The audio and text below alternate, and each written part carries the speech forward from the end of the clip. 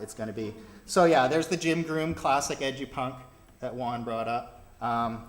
Various remixes that people just started putting together. I like that one. There's various people there. This guy's Steve is from England. Another one.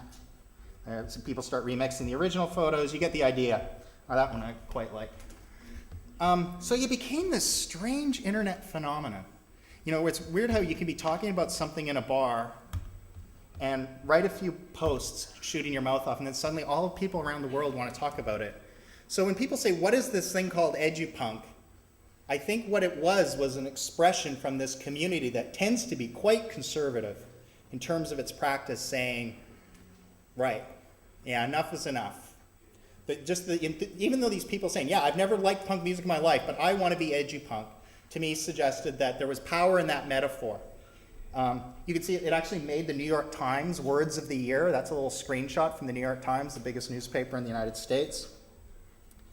And there are a lot of things. But there's been some interesting backlashes. My favorite was a post that suggested that Jim Groom and myself and a few others were Nazis. I enjoyed that one. And then there was this poster. This is 4 of my favorite webloggers in the world, actually. And I consider myself to be friends with all of them. So that's Jim Groom on the left, Steve Downs beside him, Barbara Ganley, who actually quit her job as a professor to become a community educator, and Gardner Campbell. So they did this panel. I'm not going to go into too much detail, but the thing that was interesting was the audience didn't seem to like it, which was interesting, because these are 4 very good speakers. And this should have been an amazing audience for it. If you went to Twitter, the response was quite nasty. It said things like, entrepreneurs will save education, not educators. These people are like the newspapers, or maybe the record industry. They're squabbling while it burns down around them. The message at South by Southwest, which was a media conference a little bit like this, except way less cool, seemed to be that the educators are irrelevant. The world is changing around them. And that takes me to my final point. The so-called urgency. So I know I've gone a little bit late. I'll try to wrap up within 5 minutes here. Now this looks like a slide that might be reinforcing the points I've been making so far today. Dictating experience, building walls, obsessing over the gates instead of the experience. This is actually a slide from a conference for the music industry. And by the way, those of you who like literature of the apocalypse, I recommend you read a trade publication of the recording industry right now, because these people are panicking. They are worried that they're completely irrelevant. Here is a quote from the CEO of Warner Brothers, one of the world's largest record industries. We thought our business would be unaffected by interactivity, connection, and file sharing, but we were wrong.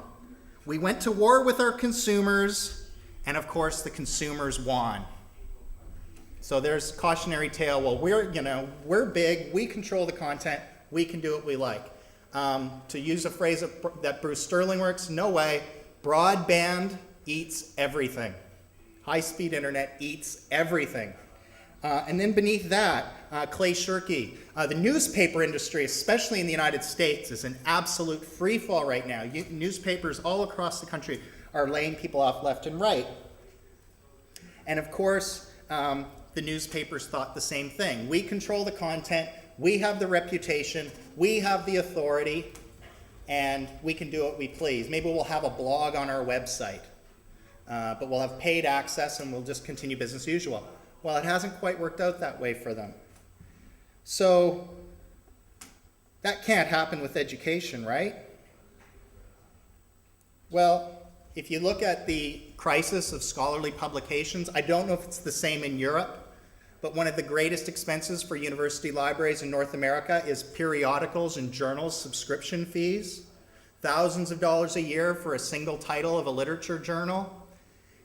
Yet this is content that is donated to those journals by academics who sign over their copyright and give it to the journal so their own university can buy it back at an exorbitant cost, and to make that knowledge only available to a limited subset of society.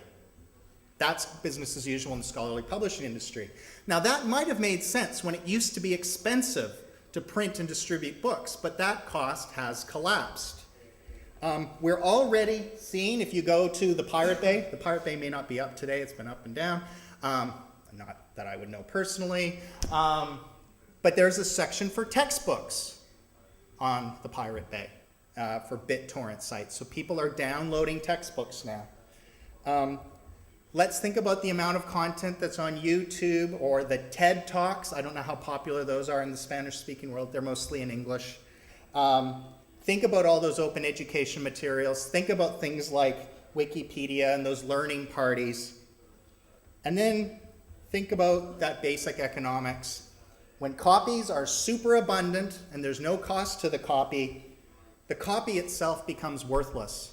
Yet educational institutions have essentially built their business case as if there is still a world of scarce content. So let's imagine a world a few years later where how do educators assert their value proposition? So let's say, for the sake of argument, that we can't. Let's say that there's just too much content out there. And the web is just full of crap too, and it's the Wild West, and anybody can publish anything. And how is anybody supposed to be able to filter things? How are people supposed to critically examine those things? And Stephen Johnson, he's talking about newspapers here, but I would ask the same question about our universities. If only there were some institution that had a reputation for integrity and had trained staff and infrastructure to support them. In other words, the question that might exist was, if universities didn't exist right now and we had this incredible challenge posed to us by this superabundance of information, what sort of institutions would we imagine? And actually, I really believe, and this is where I'm not so much of an edupunk, that if we could only get our heads around it, I think we could actually be extremely relevant. I can stop there, or I can show a little bit more of the Girl Talk movie as a conclusion. What should I do? Movie or stop? Stop? Okay. Thank you very, very much for your time. Si tienen observaciones o preguntas, por favor. Gracias por su tiempo.